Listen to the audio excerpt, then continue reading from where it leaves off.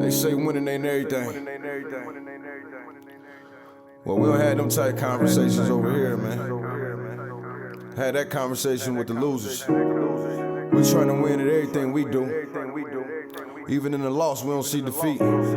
We see a lesson learned. Straight up.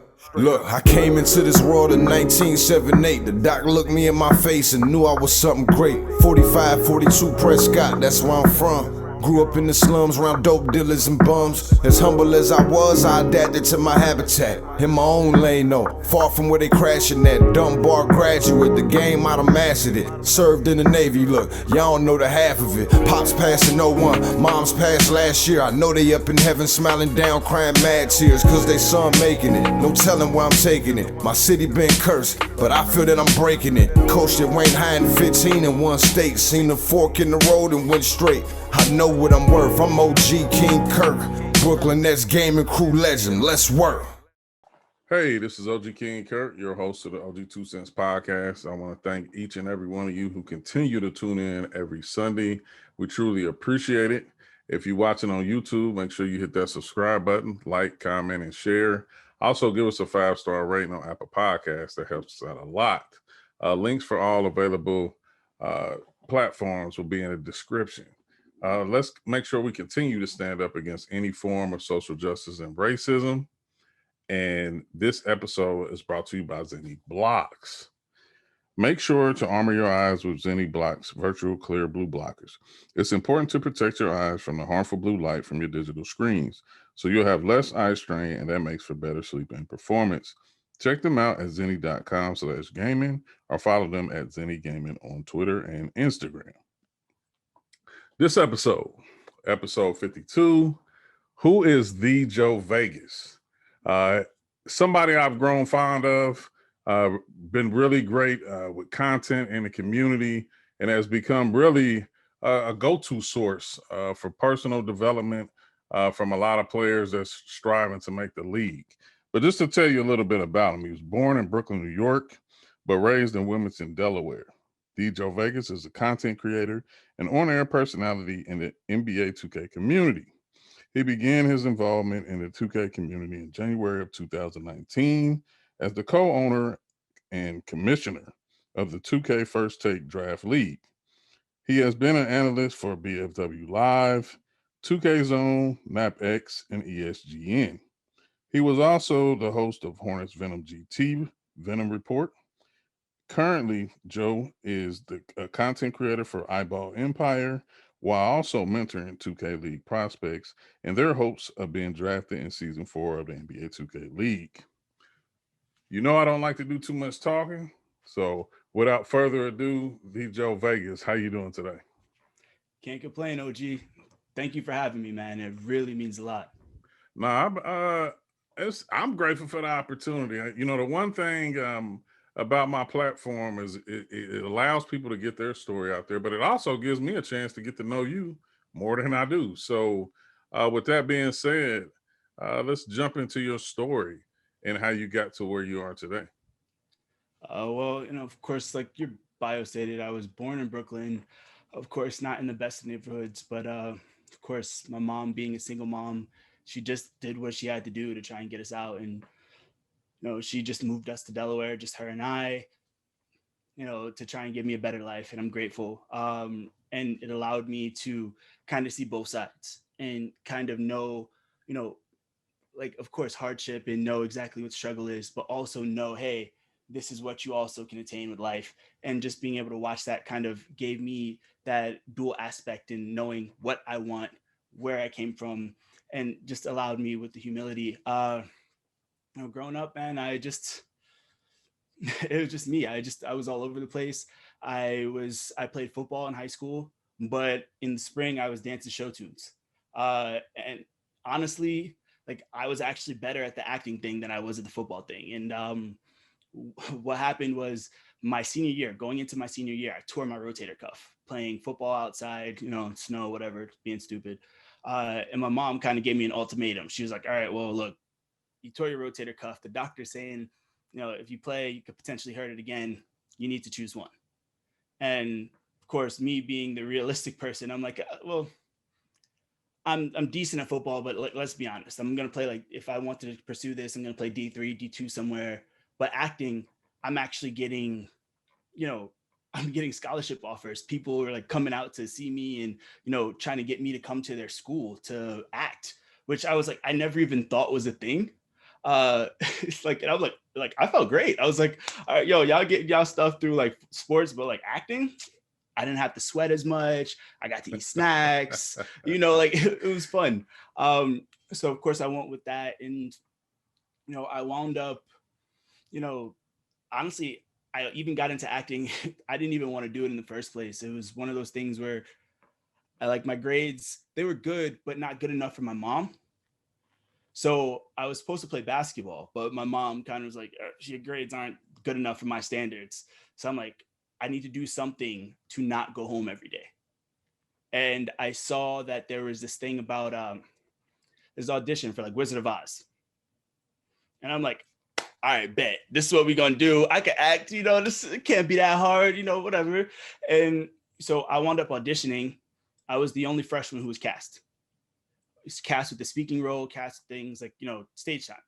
Never had any acting experience, nothing whatsoever.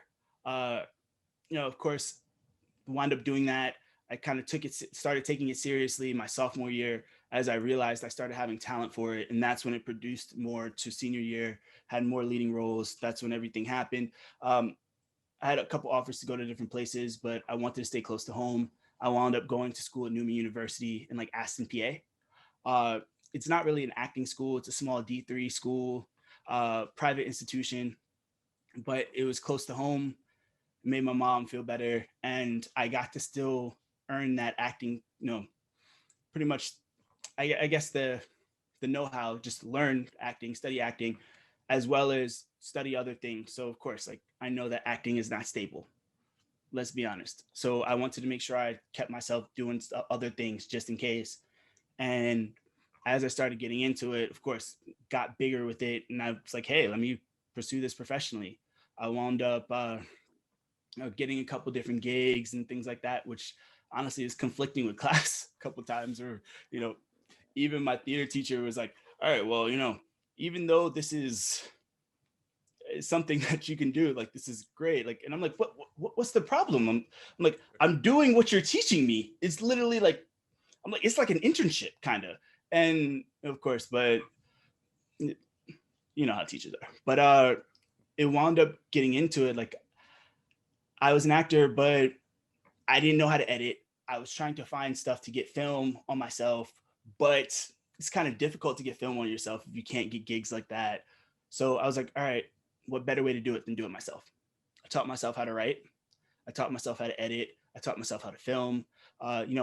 Newman had a phenomenal communications department. A big shout out to Sean McDonald, Shawnee Mack. He really took me under his wing and taught me a lot and really helped me blossom. So now I was creating content. I was one of the heads of our media department, creating skits, doing things like that. And I wound up actually getting nominated for an Emmy my senior year of college for writing. And it was something for me, like, I'm not gonna lie to you, I was pissed because I was like, oh, this is just a college Emmy, like, it's nothing, this whatever, like because of course I'm a competitor. And then Sean came to us like, what? No, this is actually, like, you're going to the regional Emmys. This is, of course the Emmys have 2 days. He's like, no, you're on the first day, you're going there, it's with the local stuff. And I'm like, wait, what? And of course I wasn't expected to go, so I didn't have anything ready. So I'm just like throwing together some suit. Like, I didn't even get a chance to get a haircut. I look a mess, and I'm like, oh God, like, and I get there. It was a phenomenal experience. I was super nervous. We wound up losing, but of course, like, I was bitter. Like, now I know how Leo DiCaprio and all those people feel the whole time, where it's just like you have to sit there and smile and clap as like somebody else goes to accept the award that's yours. Right. And the competitor in me hated it. So I just went back to the lab and I just started like writing everything, writing scripts, like doing more, whatever I can do. But after finishing with Newman, I was acting more professionally. I wound up getting my agent, started doing more stuff. I actually got booked into a couple more gigs. I wound up getting booked into my first movie, as well as I got booked into my first like feature movie. I was actually cast in Creed 2. Okay. You know, I was cast as like, you know, a small speaking role, but it was huge. You know, I had the opportunity. I was freaking out. My callback, I thought I didn't do well at all. And I got home, like I got to my buddy's house and I'm just super depressed. I'm like, dude, I just bombed my audition. I bombed my audition in front of everybody. And like, I don't know what I'm doing. You know, come to find out, I wound up getting it. And, you know, it was great. Like my dressing room, which was crazy, is my green room was right next to Michael B. Jordan's, as well as Tessa Thompson. So Oh wow. I was in love. I was going crazy. I was talking to Michael B. Jordan about the Knicks, and we were talking. This is the year, like, you know, of course, like Neil Aquina got drafted, and he was saying like how he wanted Dennis Smith Jr. Ironically, of course, Dennis Smith Jr. still went to the Knicks later, but you know, it was a dope time. Unfortunately, they wound up cutting our part, I guess, due to time. Right. But I still got the credit. I still got the film credit. I still get residual checks, which is kind of great. Like, you know, residual checks, love. Um, but yeah, through all of that, it's just it wasn't enough to fully sustain me. And so of course I'm working 9 to 5, which conflicts with going to auditions. And then I'm getting a little bit older in age. I'm like, hey, I need to set a career. I need to do something to kind of, you know, I need to make money. I want to move out. I love my mom. I love my family, but like, come on, like, you know, I'm trying to do my thing. And so I wound up stopping acting for a while, and you know, of course, other personal things I was getting into, but I kind of just played 2K with my buddies, and it was just one of those things we would just play every day after work. You know, one of those things. Your IRLs we're too good for rec, but not good enough for pro am. Like, of course, it's just we were all right, and then we space comp, and we're just getting smoked and flooded, and it's just I had no basketball expertise whatsoever, and they kind of had to teach me everything from scratch. You know, and center position, of course, you know, that's not the position you want to have to keep teaching people things and Right. how to set a screen, how to roll, how to, you know, step up, do things, what a 2-3 zone was. So, you know, those years were rough. But you know, a big shout out to Jose Jaleel Friend for, you know, doing everything for me. Uh, but eventually, like I tried to start streaming, didn't really work. But I wound up getting reached out to by 2K First Take Draft League in Els. Um, he said, hey, you know, we have this draft league coming up, and you know, if you want to play, it's a competitive spot. And my buddy's like, oh, you know, it's whatever. And the competitor in me, I'm like, hold up. Let's hear this out. You know, it's like a draft league. What's this? Like, because I just recently learned about the 2K League through my buddy Jose. You know, he's like, yo, the Knicks have a team. I'm like, oh, that's great. And he's like, and of course they wound up winning, and the Knicks never win anything. So I was hype. Like, you know, Right. of course, like, you know, loving Goofy, loving all the guys, like loving everything there. Um, but then, yeah, just getting back to the whole draft league thing, I wound up going for it. And of course, because like I wanted to test myself. Like while I was playing, my IRLs aren't that great. Let's be honest. We all have that situation, and I love them to death. But you know, it just happens where I kind of wanted to test myself against higher competition and see where I ranked. I wound up joining this draft league. It was a $5 draft league at the time. I got there. The Discord was a mess. It was chaotic, everything all over the place. And I'm just like, holy hell. I can't do this. So I wound up reaching out to Els. I'm like, hey, do you need a little bit of help with your Discord? Can I just clean it up so it's a little bit more organized for people? That goes into, oh, well, we had a GM drop. Joe, can you, you know, fill in as a GM? Fine, whatever. All right, well, doing all this, I became the co-commissioner, you know, co-owner, and I couldn't play anymore because, of course, people always have that narrative of, oh, if you're the commissioner, you know, you're rigging things, you're doing, no, I'm just making trades that I can see in the future. I'm doing things, obviously, I'm going to flip value while I have it, while it's maximized. But, you know, did that, I wound up taking a step back, and that's when I really focused on 2K First Take. And we wound up building that from this small draft league to, you know, a huge known commodity at the time.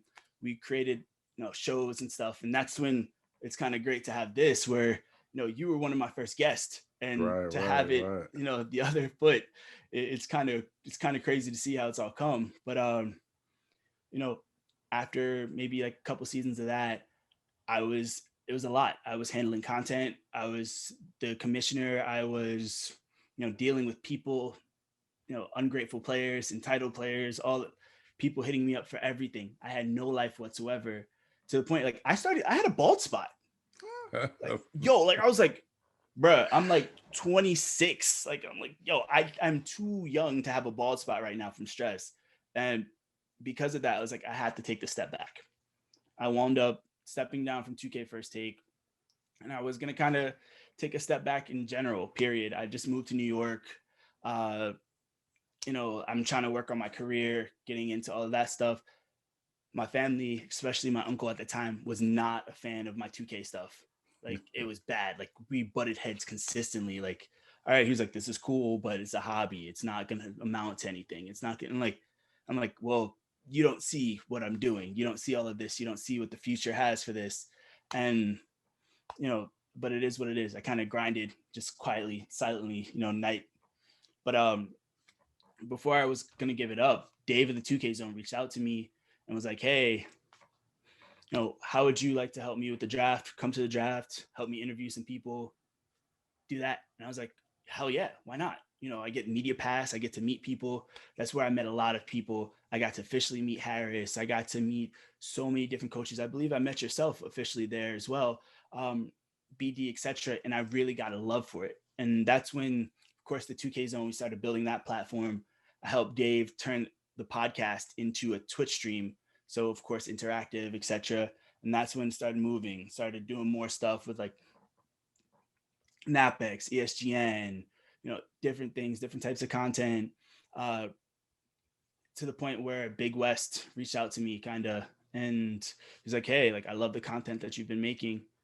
Would you potentially want to create a show for Hornets Venom GT? And not gonna lie, I was excited, but I was scared shitless. It was just, my anxiety was hitting me. I didn't know if I was good enough. I didn't know if I could do it. Dave had to sit me down, like, literally, and he was just like, dude, what are you doing to yourself? He was like, you're self-sabotaging yourself. You need to just sit there and just go for it. He's like, obviously they wouldn't be reaching out to you if you couldn't do it. So just take the leap. You just have to have confidence in yourself. And I wound up doing it, and it was a hit. It's something that they're trying to bring back this coming season. And, from there, just, I think that's where my platform really started to grow, and kind of to where what it is now. I joined iBall. I started doing all different types of content. Frank reached out to me, asked me to start being a guest on BFW Live, which I thought was a phenomenal opportunity and experience, where I got to talk on the 2K League chat. Like, what? Like, I'm sitting here like what? Like, this is me? And it just all kind of, just kept building to the point where I was asked to help with the Women in Gaming conference and just volunteer there. Yeah, And I was gonna ask you about that because, I mean, I was surprised, but I wasn't surprised. Like, once I seen you was in there and everything like that, and then a part of you being on Black Frank White Live, shout out to Frank. I mean, because this is like, we spend too much time in the community talking about the negative and talking about what people aren't doing, but not really paying attention to what people are doing. Like, a lot of us, we reach and give back if you pay attention, and if you actually doing what it takes to be in that position. So I mean, Frank's been giving out numerous opportunities on his platform, which in relation is the 2K League's platform. And if you're ready, then you'll get a shot. I mean, and you can build off of that. I think we've all been doing that come from the community. I mean, if you really look and pay attention, that's why I tell everybody, it's enough negative stuff out there. We don't have to talk about that. It's gonna be there regardless. But just pay attention to the opportunities that do exist and the good that people are trying to do. How did you get your nickname? so it's actually funny. It actually started as a stage name. I got it from a show I did back in high school, where it just kind of like, it stuck. It felt well. I was always one of those people who wanted to kind of separate my personal life from my career. And so I loved the alias. So when I started acting, I was going to kind of put under that. And when I started getting into the community, I was like, well, what do I call myself? I was like I don't know. Do I put myself out there? I'm like, all right, just DJ Vegas. And to be quite honest, people just thought that was my actual name, and they never asked, so I never said anything. And it just kind of stuck. You know, I got a funny story about that, and you wouldn't know it. Now you're about to know because I'm about to tell you. But you know, man, you have been communicating a lot, like through text and stuff like that. But I don't see the Joe Vegas pop up on my phone. I see your real name. You can So drop like, it if you want. You know, yeah, like Chris Ulrich. Is that how you say it? Yeah. And I'm like, here and there, you know, I'm swamped. I'm still trying to answer texts and messages and stuff like that. And I didn't realize the whole time that I'm talking to you sometimes. Like, until you know what happened, I went to Instagram and then I seen that was you, and then I put two and two together. Because like normally what I do is when I program, I always put people's name in my phone, first and last name. And then especially from the community, I'll put in parentheses on the last name, and then I'll put whatever their name is in the community. Well, on yours, I didn't do that. So here and there, I got thrown off. And then when I finally figured it out, I was like, you big dummy. Like this whole time, like, and then it really dawned on me, like when you started asking certain questions, then it hit me like, oh, I know who I'm talking to. So, and funny thing about that is now I feel different if people don't say OG or don't say CURT. I know if people call me Ivan, that's people who like know me. And then like I know sometimes YL call me Ivan when he being funny or what, are trying to get my attention and you know, different stuff like that. But I mean, now everybody, it's either CURT or OG. So I think that I'm just gonna live with that name for the rest of my life. Right? Like, no, seriously, like it's so difficult because like I feel like I have this split personality in a sense where I would go do everything here in the 2K community, and then I'll go to life, and people would just like, oh, Chris or this, and then Joe, and I'm like, I have friends who are named Joe, and I don't know if they're talking to me or they're talking to them, and it's just like, all right, man, I gotta chill. Like even now, as my name is actually starting to get out there, people know that my name is not actually Joe. Of course, the close people actually do call me by my first name, and some people hit me up like, what, your name's not Joe? Like, oh, you lied to me. I'm like, I never lied to you. You never asked. Like, and but I have to take a second to just make sure they're talking to me. So I definitely understand that. It's weird. The funny thing about it is, I think when I first started seeing your content, man, I was talking to YL. I said, man, it's like it seemed like I didn't know at the time you act. So, but I could tell like you was kind of polished. So like that was the thing. Like, I mean, so I instantly caught that. And then later on down the road, when I seen your Instagram, I could tell like that you have been acting and stuff like that. Cause sometimes you just get a sense of how comfortable people are being in front of the camera. Even for myself, like I've been a natural talker and communicator, but in the beginning, being on camera all the time, nerves do strike, but now it's like second nature. Like I think the podcast helped me out a ton. Like I think if you put yourself in position to be in front of the camera all the time, you're gonna want to get better, because then you go back and watch yourself and you be like, man, I look stupid. Like, man, or why I keep saying this over and over and over. And shout out to Danny Martin, because I think after I did my first couple of episodes, I sent them over to him to have him critique me. And then he sent me an email back like this fucking like telling me like different things, like not to do certain things to do.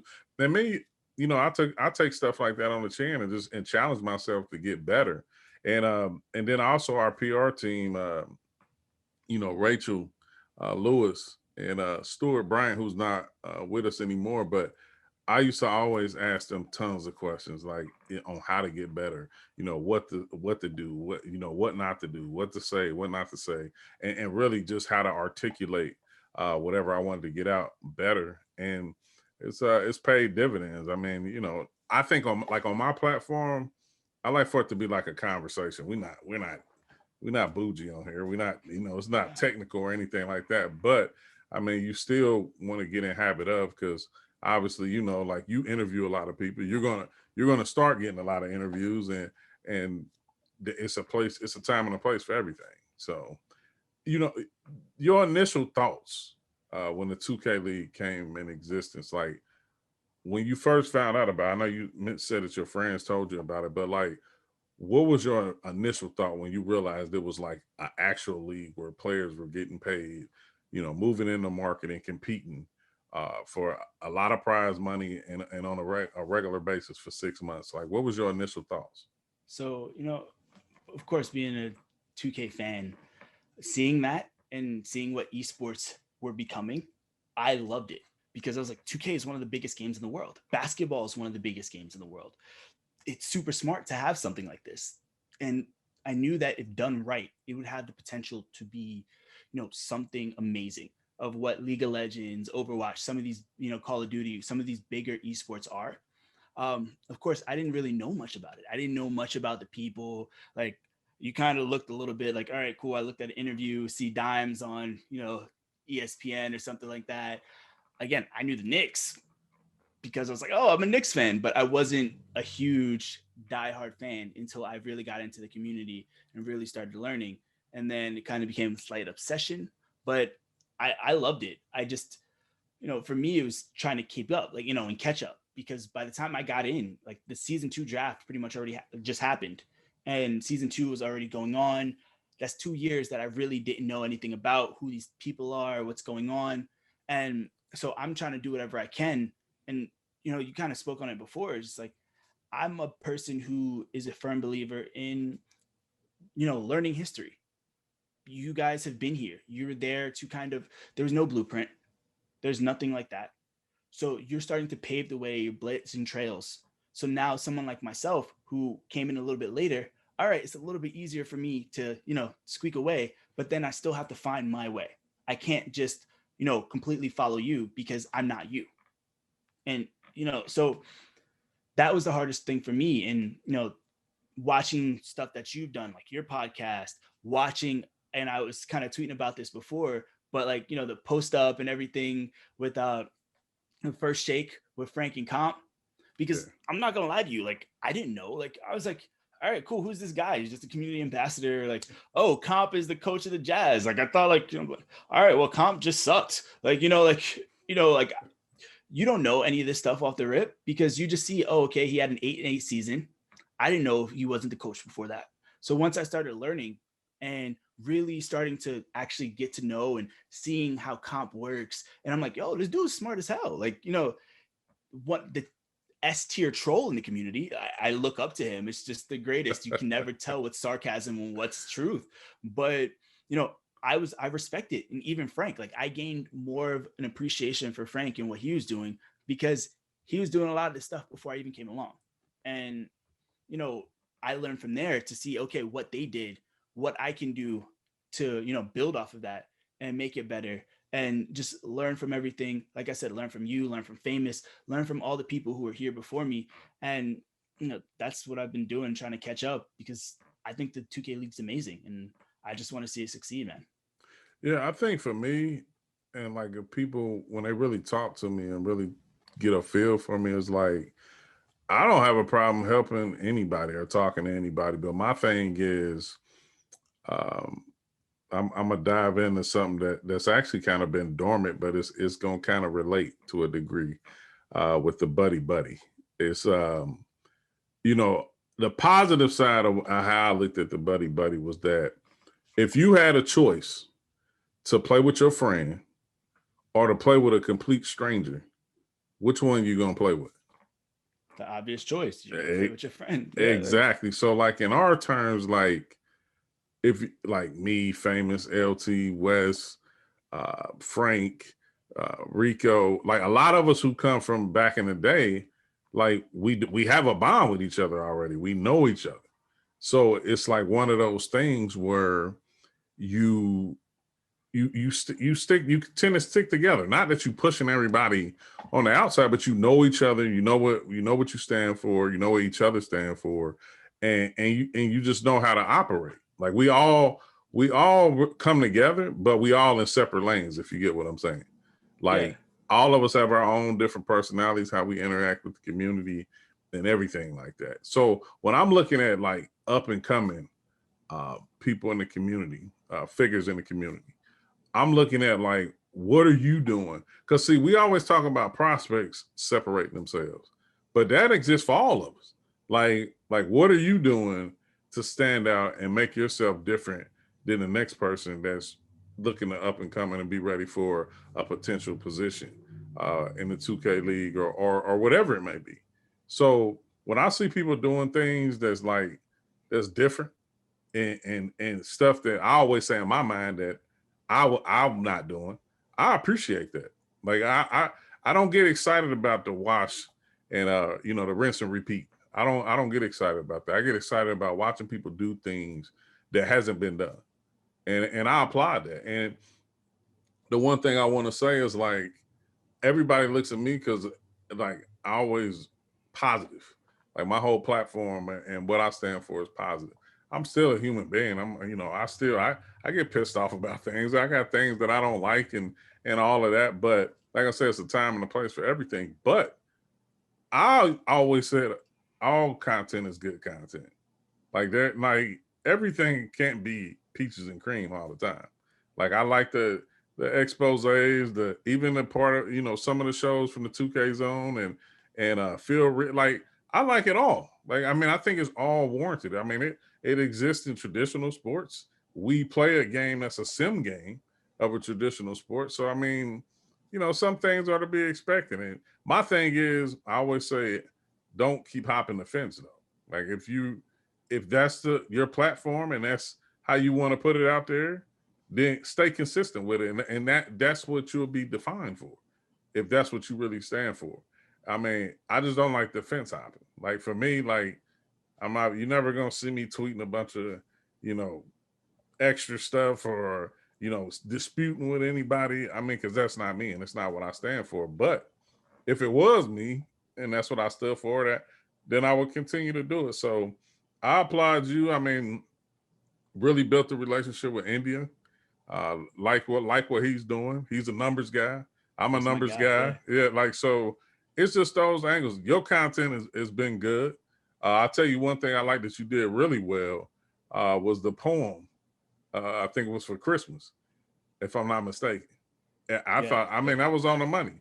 Like, I mean, like different stuff like that. I mean, and just continuing to do it. I mean, and that's the thing. So I really applaud you for that. And now something that I really wanted to get into was that you helping prospects, become better prospects. That's something that nobody's been doing. Like, I mean, once again, like I'm looking at lanes and looking at how people are contributing and just talk about that. I mean, about you helping with EPKs and, different content strategies and stuff like that. So just expand on that for a minute. Well, I mean, for myself, it's, like you said before, you're always willing to help somebody. As long as you show me respect, I'm going to do the same thing. It doesn't matter who you are. No, as long as you're hungry. And it's something I learned over time. I'm not going to sit here and help you if you're not going to help yourself. And that's what I see a lot of these prospects where I see them going through these draft process and like, I'm like, you're doing this all wrong. You can do this so much better. Like when I hear the horror stories about people showing up to interviews late, no showing, no shirt, whatever, like all this crazy stuff. I'm like, are you kidding me? And it honestly, like I always like joked around. I'm like, these people are lucky I do not have thumbs because I would destroy all of them. I that's it. Because a lot of these people, and then I took a step back and I'm like, all right, well, we have to look at the age range. Some of these people, don't have the frontal lobe development. They're not as mature. Some of them are just fresh out of high school coming into it.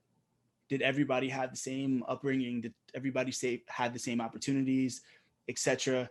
I'm like, hey, maybe some people didn't learn this, but if they're serious about this professional, career, because it's a career, no matter what people say, like, yeah, it could be like a cool summer job if you want it to be, and then you can go forth and do whatever. But if you're really looking at what esports can become and what you can do with your personal brand, it's a career. And this is what I try and preach to people. Like, you can set yourself up for success by doing these certain things. And then now you don't have to worry about, oh crap, the season's over, I have to go back to working a job. No, because you're doing all kinds of other stuff that's still related to what you love to do in the off season. So all you have to do is worry about playing the game. Right. And people don't realize that. Like, hey, a lot of these sports started the same way. You know, a lot of the things going, you think that the LeBrons and Michael Jordans of the world just had these things just because? Like, no, people had to blaze the trail for them to get sponsorships, to think that sponsorships are okay, to, you know, do branding, etc. And that's what I try and teach, and, you know, show them like there are different ways to go about it.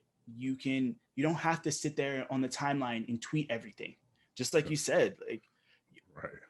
OG, I get triggered by a lot of things people say. I get triggered by when people are stupid, when people are just ignorant and just not knowing everything. Like, you know, do your research. I also get triggered, and like, I know we see it a lot, like vague stuff. Like, and this goes for like every creator, analyst, whatever, like, you know, person. If you're going to say something vague and then say that, oh, okay, this is all right, yeah, I was right about, no, you're not right about anything. What are you right about being vague? Right. Like, and it's just, you can't claim success. You can't claim, you know, that you were the reason for this if you don't have a stamp, if you don't say, hey, this is what it is, this is the evidence behind it, this is what it, all right, now I told you so. If you don't say anything like, oh, the sky's blue, obviously, you know, like, and so that's what we try and like get with all that. And I kind of got a little bit distracted because I got triggered, but you know, you know, we all want to tweet, like you said. Like, I will sit there and write this venomous tweet, and then I'll just click, you know, just, all right, delete. All right, I got it out my system. It's done. You know, I joke about people having burners. It's still better than tweeting it on your own. You know, you don't have, there's a time and place, take a step back, save the tweet in your drafts, come back to it. If you still feel like it's something that you should say, then post it. But usually by the time you come back to it, it's not something you want to do anymore. So you just might as well delete it. You know, just teaching them stuff like that, teaching them interview skills, you know, how to talk in interview questions, how important interview questions are, because it's showing you, like, it's your way of showing them that, hey, I'm interested in this job. I've done research on who I'm interviewing with, and showing them like, okay, I'm somebody who really wants this. And people don't realize that. And a lot of it's because some of them don't have the work experience. And I preach like LinkedIn, things like this, like, hey, this is a job, guys. Like, no matter what, yeah, you're playing 2K, cool, it's a game, but it's a job. This is also a job for these coaches, GMs, etc. So instead of trying to DM them on Twitter where they're probably getting flooded with things, why not go to LinkedIn? You create your LinkedIn, so now they actually see your business resume, so they can see exactly what you've done. They can see another side of you, the personal side of you. Also, you probably have a better shot to interact with them, connect with them, compared to their DMs or something like that. And, you know, this is the stuff I kind of preach, like, talk about content, and hey, like, build that content, because at the end of the day, you have to stay relevant. A screenshot's not going to do anything. All right, cool. Screenshot, you know, streamed a game. All right, streams go away in 15 days. What? You know, like, then what happens? Nobody cares. Nobody knows. Out of sight, out of mind. Save the stuff, even if it's just you posting a game to YouTube. At least it's there. It's content. You're building your stuff. Eventually, you can potentially start monetizing your information, your content, and you can start getting paid literally to just be you. And, right, you know, trying to teach people and understand, and, you know, people are slowly coming along. And I know we kind of talked about that before, like, oh, I wish they would listen years ago. And you're like, oh, well, you know, just be glad they listen now. And you're right about that. It's just, it's slowly happening, and they're realizing that esports is not just the game. You're half athlete, half influencer. And the stronger your brand is, the more weight you have, the more say you have, staying power, etc. And people, once they start learning that, the world's really theirs for the taking. Okay. Yeah, that I wholeheartedly agree. I mean, I think at times for me, I look at myself as you know, outside of the box of everything, as being a mentor, and giving people a chance, and willing to deal with a lot of their mistakes, and hopefully show that that I care, and that they understand enough that they try to make the proper changes that's needed. I mean, I think, obviously, beyond the competitive side, I mean, it is entertainment. I think, we need personalities. We need, real raw emotion. But like I said, it's a time and a place for everything. Like, I mean, you can't, I guess the biggest thing that I have with this generation, and I ain't trying to sound like a super old head, but it's like just saying what you feel at any given time, it don't make you real. Like that, they think that this you sharing every raw emotion at the cost of somebody else's feelings or whatever. That don't make you real all the time. And obviously, you look at some prospects or some players and they'll wonder why they've been on the outside looking in for the last 3 years or so. And sometimes you got to take a look in the mirror. Like, I mean, like for me, for example, and I'll just throw little tidbits out there. Is like, I'll watch a player go for the league in season 2. Like, obviously that's when I came in. They don't make it. They didn't make it season 2. But then they take the whole post draft off. And like, so to me, that's showing too much quit to me. And I'm not a quitter. Like, I'm not a quitter. I'm not a complainer. I don't cry about anything. I do what's necessary. So in my mind, like, I try not to, draft quitters or bring complainers and stuff like that into the organization. Now, of course, things happen. I mean, but that's never my intent. Like, so I really want like prospects to understand that, like, I'm not the only one.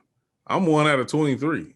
Like, we all pay attention to stuff like that. When you stop playing, you go AWOL. Like, nobody sees you again until next pre-draft. And then if you don't make it again, then you go dormant again. And it's like, it's no real consistency in that. Like, it's no trust in that. Like, I mean, so I think I was listening earlier today was like, coaches and scouts, they know enough about you when you're playing well. They done seen enough of that. They know how you are when you're playing well, when you're winning and stuff like that. It's what happens when things are not going your way. That's how you truly judged and looked at, is how you respond when you're not getting your way and things are not going right. So definitely the efforts that you're making to help prospects become better prospects and in hopes to making a league is commendable. And it's something that I think, like, you keep building on that. Like I said, that's a lane that's untapped, because obviously we can't communicate with prospects 365. Like, it's phases where we can't have any contact or whatever, and they need outlets like that, whether they think so or not. At this point of the show, it's OG wants to know, rapid fire questions, answer openly and honestly as possible. Biggest influence? Biggest influence, my mom, my uncle, my granddad. What motivates you? Motivates me is, being told I can't do something and finding something I'm super passionate about. Favorite video game of all time? Final Fantasy X. Okay. Favorite sports team? Philadelphia Eagles. Fly, Eagles, fly. Favorite athlete? Favorite athlete, Carmelo Anthony. Favorite actor and actress? Favorite actor, Donald Glover. Favorite actor currently is Lakeith Stanfield. Favorite actress, Viola Davis. Okay. Celebrity crush? Zendaya. Hey man, I was just talking to my daughter about that earlier. I'm a big Euphoria fan, so You're so good. Yeah, I'm waiting on season 2. Like, Me too. Yeah, you'd be surprised what the OG watch, man. Like, I'm talking about I be into it. I respect it. Yeah, favorite gaming console? Of all time or just period? Period. Period, of course, I'm a PlayStation guy. But let's throw it in there, all time. All right, so all time, PS2. Got you. Favorite movie of all time? Favorite movie of all time? Guilty pleasure, Space Jam, because of course that's always going to be the day one. But in reality, Shawshank Redemption. That's a good one. If you can have any role in any movie, what would it be? So, you know, besides trying to be like, all right, I'm gonna play OG in his life biopic, you know, like what, but so Static Shock. You know, I've been a huge fan of the comic ever since I was a kid, huge fan of the cartoon show. You know, of course, just being a black superhero and just being someone who can be a role model to some of the younger people. I've always been a fan of that. So, you know, I could grow out some dreads if they need me to, man. You know, so. Got you. Okay. What's next for Joe Vegas? Honestly, I'm, you know, creating content with iBall. We have the B Crown competition going on right now. So trying to bring in new members. Just finished writing the Valentine's Day cards for iBall, as well as I did them for T-Wolves Gaming, which was a fun experience. Oh, that was you? Yeah. That was nice. Appreciate it. When I say that, like, it probably took me an hour. I did all of the iBall ones probably in 2.5 hours. Like we have like, I think we did like 50 something of them. And then the other ones, I was like, hey, let's do this. Nick hit me up and I'm like, all right, bet. I kind of gave him a list of things. We started vibing and next thing you know. But what's next is, you know, hopefully a team will reach out and interested in, you know, bringing me on, or even the league with something. Of course, like I feel like I'm getting to the point now where, yeah, a lot of people look at me as a content creator, but at the same time, to build the content that I do, to build these lists, etc., I have to watch games. People forget that I do have a knowledge of the game. I do have an understanding. I'm not just a content creator. I know we spoke about, you know, not being spread out too thin, but I feel that I'm a Swiss Army knife that can be placed in whatever role you want me to do, and I can do it at the highest level. So whatever a team needs, whatever the league needs, I'm there to do it. So, you know, we'll see what happens. Okay. How can people follow you on social media? So everything is even DJ Vegas across the board. THEE, so 2 E's, Joe Vegas. That's Twitter, that's YouTube. I don't really, you know, have my personal Instagram. I don't have my, you know, like we're trying to keep it a little separate. But you know, I'll probably. You need to make one though. You need to make one. I know. It's just I hate pictures, man. Like even giving you pictures, it's like, oh crap, I really don't take enough pictures. Like, like. No, I'm gonna tell you, and that's one thing I want to throw out there that to anybody that's looking to get in any form of entertainment is like you need those headshots. Like you gotta have something standard. So when people ask for pictures, you got something good on hand that you can use. Obviously, I get the benefit of SGC and Brooklyn where media day pics and different things like that. So I always have pictures on hand, but definitely need to put that in there, man. You not a bad looking guy. You need to make sure you got something on hand, man. Yeah, right. You know, I'm trying. Like, hopefully, I can get to the Ford model days just like you. You know. Nah, man.